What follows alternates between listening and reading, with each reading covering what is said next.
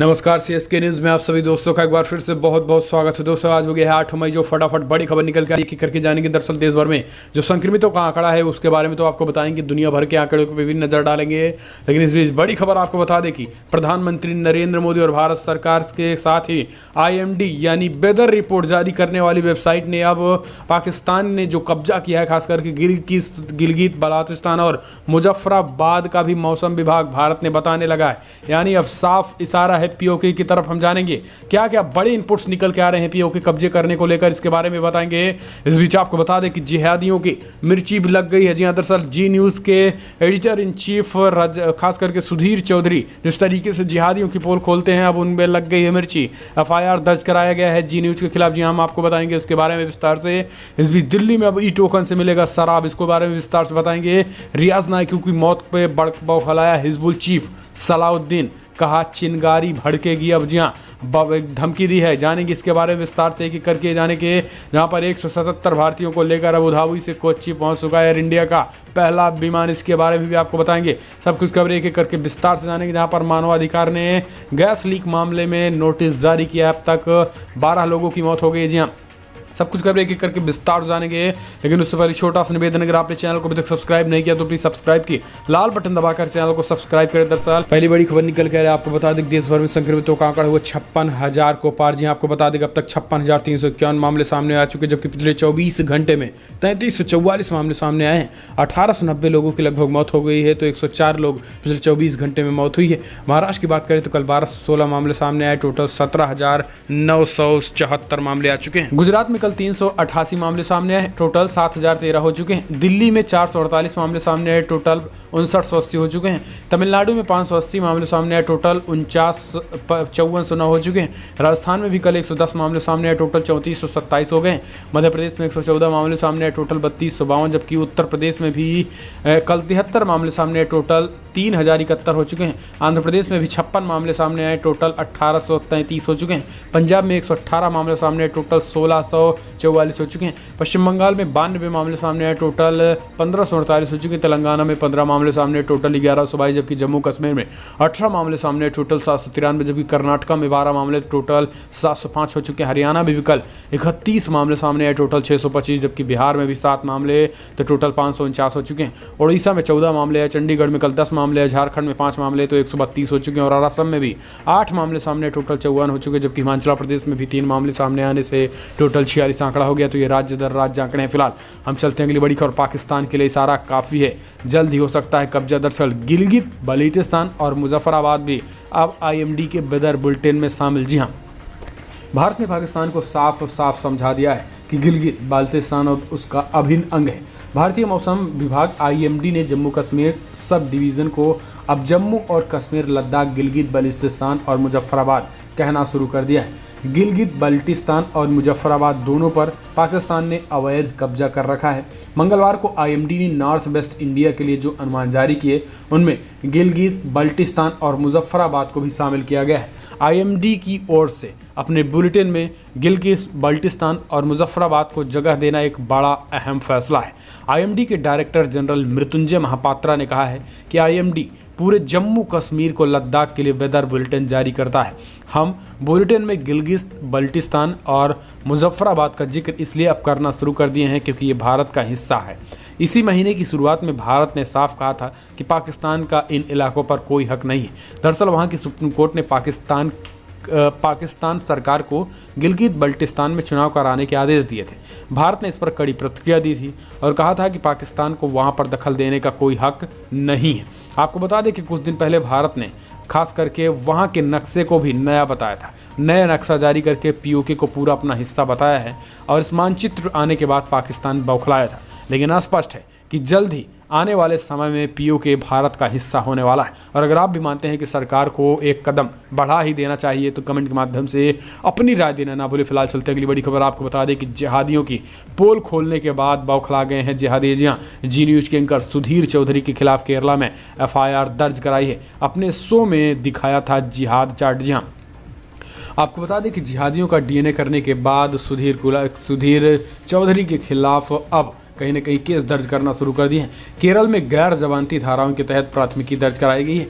सुधीर चौधरी ने खुद ट्विटर पर इस बात की जानकारी दी है। सुधीर चौधरी ने ट्वीट किया कि ये रहा मेरा पुलित्जर पुरस्कार, सच की रिपोर्टिंग करने के लिए प्रशस्ति पत्र साझा कर रहा हूँ। मेरे खिलाफ केरल पुलिस द्वारा गैर जमानती धाराओं के तहत एक प्राथमिकी दर्ज की गई है।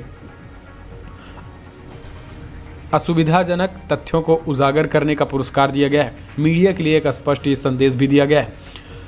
एफआईआर के मुताबिक 11 मार्च 2020 को जी न्यूज़ पर एक शो डीएनए प्रसारित किया गया था। इस शो के दौरान सुधीर चौधरी ने अपने प्रोग्राम में पेश किया था जिसमें मुस्लिम धर्म को अपमानित करने की बात कही गई है। 11 मार्च को प्रसारित शो में हाईलाइट था जिहाद चार्ट।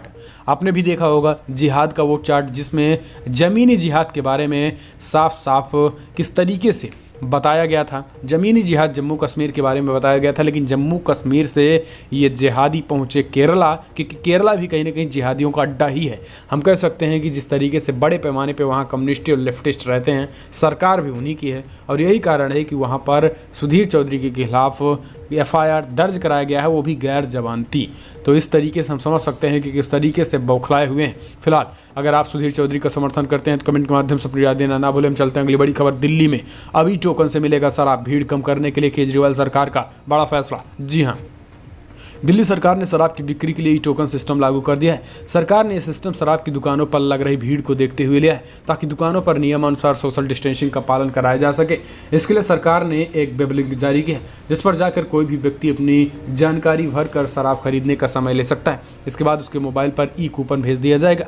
गौरतलब है कि लॉकडाउन 3.0 के केंद्र सरकार ने कुछ रियायतें भी दे रखी हैं और इसी को देखते हुए सोशल डिस्टेंसिंग की धज्जियां उड़ाई जा रही थी। चलिए अब हम आपको बता देते हैं कि जो वेब लिंक है उसमें क्यू टोकन, जी हाँ, आप www.qtoken.in पर जाकर आप इस पर अपना रजिस्ट्रेशन करा सकते हैं।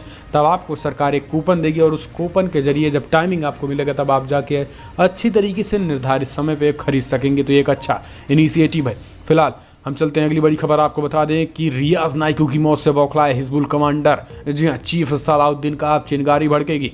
आपको बता दें कि हिजबुल मुजाहिदीन के कमांडर रियाज नाइकू के मारे गिराए जाने के बाद पाकिस्तान के आतंकी संगठन बौखला गए हैं।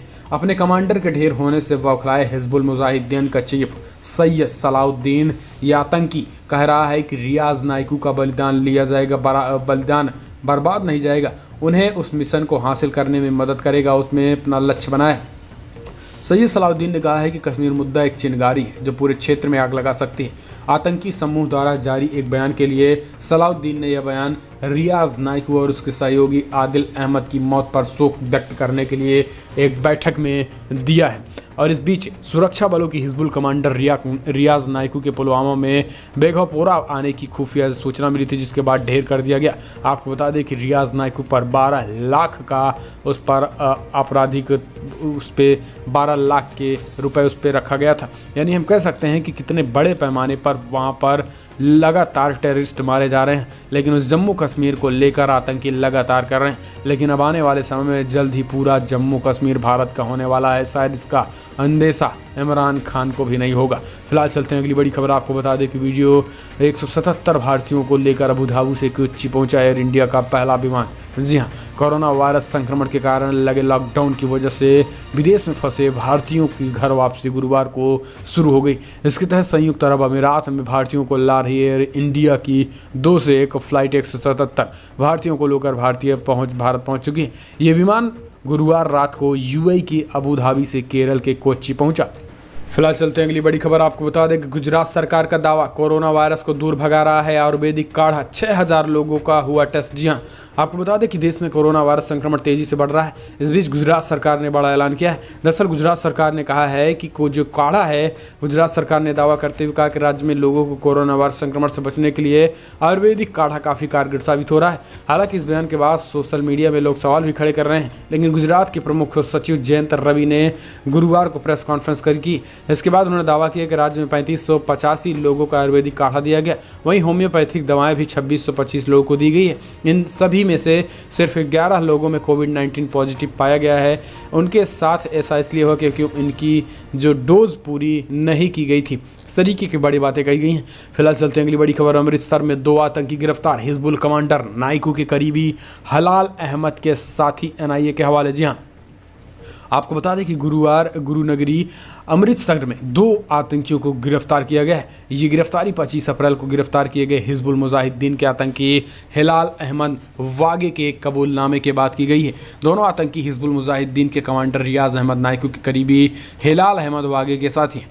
उन्हें केंद्रीय जांच एजेंसी NIA के हवाले कर दिया गया है। अमृतसर में 2 आतंकियों की गिरफ्तारी से हड़कंप मच गया है। बताया जा रहा है कि दोनों को NIA के हवाले किया गया है। उनमें 1 किलो हीरोइन 32 लाख रुपए बरामद किए गए हैं। कश्मीर में सुरक्षा बलों द्वारा बुधवार को मारे गए हिजबुल मुजाहिदीन के कमांडर रियाज अहमद नाइकू के नज़दीकी हिलाल अहमद वागे के इन 2 साथियों को पंजाब पुलिस ने देर शाम गिरफ्तार किया है। पंजाब के DGP दिनकर गुप्ता ने बताया है कि कश्मीर में सुरक्षा बलों द्वारा बुधवार को मारे गए हिजबुल मुजाहिदीन के कमांडर रियाज अहमद नाइकू के नज़दीकी हिलाल अहमद वागे के गिरफ्तार किया गया है। फिलहाल चलते हैं अगली बड़ी खबर। आपको बता दें कि गैस लीक का जो मामला है अब तक 12 से ज़्यादा लोगों की मौत हो गई है। मानवाधिकार आयोग ने जारी किया नोटिस। जी हाँ, आंध्र प्रदेश की विशाखापट्टनम में एक रसायन फैक्ट्री में गैस लीक होने के मामले में अब तक 12 लोगों की मौत हो गई है। करीब 1000 लोग जहरीली गैस के संपर्क में आए हैं और राष्ट्रीय आपदा प्रतिक्रिया बल ने बताया है कि अब फैक्ट्री से गैस रिसाव को लगभग बंद कर दिया गया है, लेकिन NDRF के अधिकारी अब भी मौके पर मौजूद थे। लेकिन इस बीच आपको बता दें कि मानवाधिकार आयोग ने इस पर स्वतः संज्ञान लेते हुए मानवाधिकार आयोग ने हैदराबाद खास करके आंध्र प्रदेश सरकार को नोटिस जारी करके इसका जवाब मांगा गया है। फिलहाल हम चलते हैं अगली बड़ी खबर। आपको बता दें कि दिल्ली सरकार कोरोना से मरने वाले सिपाही के परिवार को देगी 1 करोड़ रुपए। जी हां, आपको बता दें कि दिल्ली में मुख्यमंत्री अरविंद केजरीवाल ने गुरुवार को दिल्ली पुलिस के सिपाही के परिवार के 1 करोड़ रुपए की सहायता राशि देने की घोषणा की है। कोरोना वायरस से संक्रमित सिपाही की मंगलवार को मौत हो गई थी। दिल्ली के उपराज्यपाल अनिल बैजल और मुख्यमंत्री केजरीवाल ने दिल्ली पुलिस के सिपाही की मौत पर शोक व्यक्त किया और 1 करोड़ रुपए देने का ऐलान कर दिया है, यानी उनके परिवार को 1 करोड़ रुपए दिया जाएगा। फिलहाल चलते हैं अगली बड़ी खबर। फल सब्जी खरीदते वक्त बरते सावधानी, नहीं तो हो सकता है कोरोना का संक्रमण। जी हाँ, आपको बता दें कि देशव्यापी लॉकडाउन 3 में थोड़ी छूट जरूर दी गई है, लेकिन इसका अर्थ ये नहीं कि हम कोरोना संक्रमण को लेकर बेपरवाह हो जाएं। यदि आपने सावधानी न बरती तो संक्रमण कहीं भी हो सकता है, चाहे वो आपका पुराना परिचित फल सब्जी विक्रेता हो क्यों ना हो। इससे पहले कि पूरी तरीके से आत्मीयता से सब्जी खरीदें, लेकिन कोरोना से बचाव के लिए जारी गाइडलाइंस का भी पालन करते हुए कहीं ऐसा ना हो कि आपको संक्रमित कर दे, इसलिए आप बेहद ही सतर्क रहें क्योंकि सरकार ने गाइडलाइंस जारी की है। फिलहाल चलते हैं अगली बड़ी खबर। कोरोना काल में मध्य प्रदेश के विधानसभा उपचुनाव को बनाया जा सकता है पायलट प्रोजेक्ट, मुख्य चुनाव आयुक्त। जी हाँ, आपको बता दें कि कोरोना पूरी दुनिया के सोचने समझने और काम करने का तरीका बदल दिया है। विशेषज्ञों का अनुमान है कि अभी ये लंबा खिंच सकता है, इसलिए अब कोरोना के खतरे के बीच ही हमें जीने के तरीके विकसित करने होंगे। ऐसे समय में लोगों की ये चिंता सताने लगी है कि भारत जैसे देश में चुनाव कैसे संपन्न होंगे, जहाँ चुनाव भी एक उत्सव के रूप में संपन्न होता है। पूर्व मुख्य चुनाव आयुक्त OP रावत का मानना है कि कोरोना के कारण भारत में चुनाव का परिदृश्य काफ़ी बदल सकता है। चुनाव प्रचार करने का तरीका भी रैलियों से ऑनलाइन और टीवी जैसे माध्यमों पर प्रमुखता के साथ सामने आया जा सकता है। देश में जल्दी ही मध्य प्रदेश में लगभग 2 दर्जन विधानसभा सीटों पर उपचुनाव होना है। ऐसे में माना जा रहा है कि डिजिटल तरीके से ये उपचुनाव कराए जाएं, ताकि अब आने वाले बिहार के विधानसभा चुनाव में इसी तरीके से मॉडल का प्रयोग भी किया जा सके। फिलहाल चलते हैं अगली बड़ी खबर। आपको बता दें, भाजपा के राष्ट्रीय मुख्यालय की फिर लौटी रौनक, राज्यों के कार्यालयों को भी खोलने की तैयारी। जी हाँ, भारतीय जनता पार्टी के राष्ट्रीय मुख्यालय की रौनक फिर से लौट आई है। यहाँ पिछले 4 दिनों से पार्टी के सभी प्रमुख राष्ट्रीय स्तर के पदाधिकारी बैठने लगे। अध्यक्ष JP नड्डा से लेकर राष्ट्रीय महासचिव, राष्ट्रीय सचिव और अन्य प्रमुख पदाधिकारी रोजाना आ रहे हैं। 50% स्टाफ के साथ पार्टी दफ्तर का संचालन शुरू हो गया है। हालांकि लॉकडाउन के कारण पार्टी कार्यकर्ताओं व अन्य मुलाकातियों के आने का सिलसिला नहीं शुरू है। लॉकडाउन के कारण 24 मार्च से राष्ट्रीय मुख्यालय बंद था। बाहरी लोगों के लिए एहतियातन लॉकडाउन से पहले ही मुख्यालय में प्रवेश बंद कर दिए गए थे। फिलहाल चलते हैं अगली बड़ी खबर। आपको बता दें कि उत्तराखंड में भी पेट्रोल डीजल के दाम महंगे, शराब भी हुई है महंगी। जी हाँ, आपको बता दें कि बिग ब्रेकिंग निकल के आ रही। उत्तराखंड सरकार ने गुरुवार से पेट्रोल के दाम में 1 रुपये और डीजल के दाम 2 रुपये बढ़ा दिए हैं। शराब के विभिन्न ब्रांड में भी 20 रुपये से लेकर 500 रुपये तक हेल्थ केयर टैक्स भी लगाया गया है। जिससे आपको थोड़ी मैगी उत्तराखंड में मिल सकती है। फिलहाल चलते हैं अगली बड़ी खबर। आपको बता दें कि दुनिया भर में जो आंकड़े निकल के आ रहे हैं, अब तक 37 लाख के आंकड़े को पार कर गया। जी हाँ, 37,84,000 कन्फर्म केसेज आ चुके हैं, जबकि मृतकों की संख्या 2,64,000 को पार कर गई है। यूनाइटेड स्टेट में 12,61,000 कन्फर्म केसेज आए हैं, जबकि 74,000 लोगों की मौत हो गई है। स्पेन में 2,21,000 कन्फर्म केसेज, तो इटली में भी 2,14,000 कन्फर्म केसेज, यूनाइटेड किंगडम में भी 2,06,000 कन्फर्म केसेज आए, जबकि रसिया में 1,77,000 कन्फर्म केसेज, जर्मनी में 1,68,000 केसेज, तो फ्रांस में भी 1,37,000 केसेज। फ्रांस में 25,000 लोगों की मौत भी हो गई है। तुर्की में 1,31,000 कन्फर्म केसेज, जबकि ब्राज़ील में भी 1,27,000 कन्फर्म केसेज, ईरान में 1,01,000 कन्फर्म केसेज हो चुके हैं। तो ये दुनिया भर के आंकड़े हैं। फिलहाल बड़ी खबर में इतना है, लेकिन अगर आपको वीडियो पसंद आए तो लाइक करें, शेयर करें, कमेंट के माध्यम से अपनी राय देना ना भूलें। लेकिन आप भी एहतियात के रूप में घरों में ही रहें, क्योंकि आपको बता दें एम्स के निदेशक ने स्पष्ट कहा है कि जून जुलाई तक चरम में पहुंचेगा कोरोना वायरस, यानी इतनी जल्दी कोरोना वायरस से निजात नहीं मिलने वाली है। तो फिलहाल इस वीडियो में इतना ही। वीडियो पसंद आया तो लाइक करें, शेयर करें। फिलहाल इस वीडियो में इतना। जय हिंद, वंदे मातरम।